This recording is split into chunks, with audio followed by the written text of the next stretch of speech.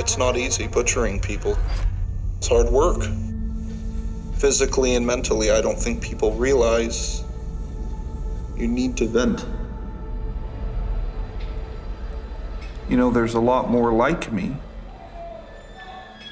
Do you think so?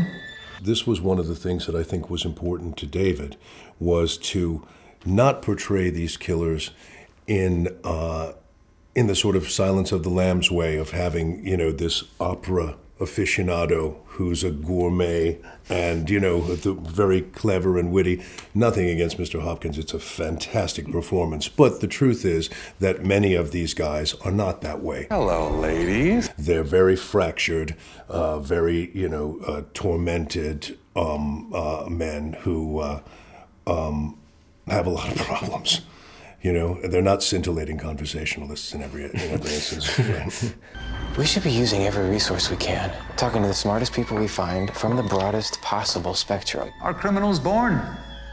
Or are they formed? Psychopaths are convinced that there's nothing wrong with them, so these men are virtually impossible to study. Yeah, I think there's something even scarier about serial killers as human, like, messed up human beings as opposed to comic book villains. They're a little closer to reality, and it makes them a little scarier. We're talking to serial killers. Serial killers. New terminology. I'm trying to warn you, your attitude is gonna bite you in the ass. So young to be ruining people's lives. What did you do? You're developing a pattern of behavior that will not sustain you here. Agent Ford, if you leave, I can't help you. There's no procedural rule book for how to talk to these people. If any of this is gonna work, we need to talk to more subjects. More! You want truffles?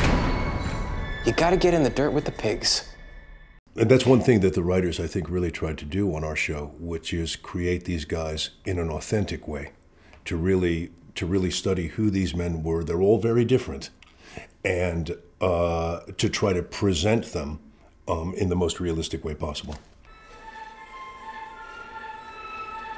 How do we get ahead of crazy if we don't know how crazy thinks?